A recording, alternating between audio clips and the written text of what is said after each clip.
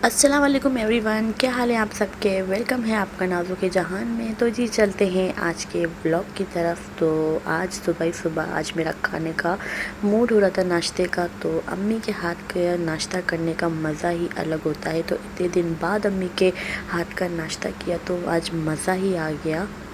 तो बस यहाँ पर नाश्ता वगैरह कर रही थी और फिर अपनी रूटीन में वही होता है कि सो जाती हूँ। और यहाँ पर सो के मैं उठ गई थी। तो यहाँ पर जो भतीजे हैं वो उठ जाते हैं 9 बजे तक। तो सोना बिल्कुल होता ही नहीं है और उठ जाते हैं, पूरा घर ही उठ जाता है इनके साथ।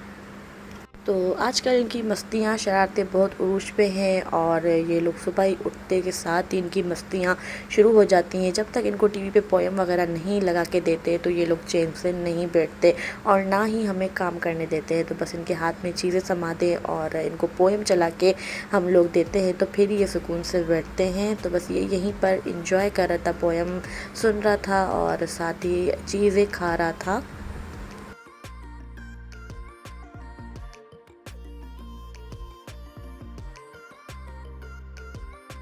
तो आज मैंने जैसे अम्मी के हाथ का नाश्ता किया, मेरा दिल चाह रहा था। तो वैसे भी अम्मी का दिल चाह रहा था कि आज अम्मी चने की दाल में गोश्त खाएं। और अम्मी फरमाइश करके गई थी कि गोश्त को चने की दाल में बनाना और मैं वही बना रही थी। तो बहुत मज़े की ये चना दाल गोश्त बना था, बहुत डिलीशियस बना था। तो इसकी रेसिपी मैं यूट्यूब पर दे चुकी हूँ। तो बस यहाँ पर हमारा चना दाल गोश्त रेडी हो चुका था और सारे घर वालों को बहुत ज़्यादा अच्छा लगा और सब ने तारीफ़ की कि आज बहुत ज़्यादा मज़े की ये चना दाल गोश्त बना था। तो बस यहाँ पर जल्दी जल्दी अपने काम में निपटा रही थी, कुकिंग वगैरह करके घर वगैरह साफ़ करना था और शाम में आप ही के साथ मीटिंग पे जाना था क्योंकि आज आप ही की जो एनजीओ है उसके हवाले से मीटिंग करनी थी, बहुत इम्पोर्टेंट और कुछ ज़रूरी बातें थी जो आज की मीटिंग में होनी थी। और तो यहाँ पर अम्मी नए जार लेकर आई थी तो बस मैं उन्हीं में चीज़ें फिल कर रही थी। और नई नई चीज़ें आती हैं किचन में तो बहुत अच्छा लगता है। तो मैं वैसे भी कुकिंग को बहुत इंजॉय करके करती हूँ, तो नई नई चीज़ें होती हैं तो और ज़्यादा मज़ा आ जाता है। तो कुकिंग को एंजॉय करके करें या रो कर करें, लेकिन करनी तो आपको ही है। क्यों ना हम रिलैक्स होके कुकिंग को करें, हर काम को हम लोग रिलैक्स होके करें तो बहुत ही अच्छा रहता है। और यहाँ पर बस सारी चीज़ें मैंने फ़िल कर दी थी और तो बस यहाँ पर साथ में चीज़ें फ़िल कर रही थी और शाम का टाइम था तो बस चाय वगैरह बनाई, फ़ौरन से चाय वगैरह पी और उसके बाद आप ही के साथ हम लोग मीटिंग पे चले गए थे। अम्मी साथ थी, मैं थी और आप ही थी। तो बस कुछ ज़रूरी काम था और आज की मीटिंग में बहुत इम्पोर्टेंट बात करनी थी। तो आप ही ने ये एनजीओ बहुत ही मेहनत से और मुश्किल से अकेले ही इस पे वर्क करके आज इतना नाम कमाया है।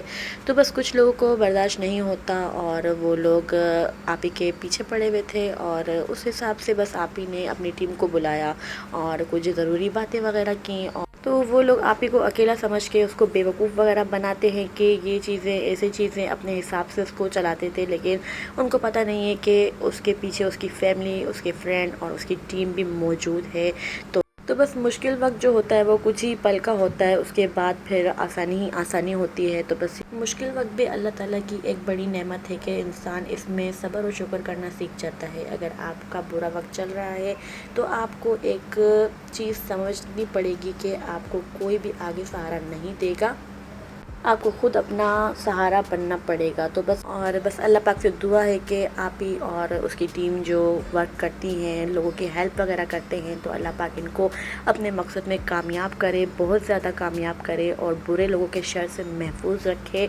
जिनका ट्रस्ट अल्लाह पे होता है उनकी हमेशा जीती होती है और लोग तो कुछ भी नहीं कर सकते जब तक अल्लाह ना चाहे। तो अल्लाह ही इज़्ज़तें देने वाला है। तो बस यहीं पर अपने व्लॉग का एंड करती हूँ।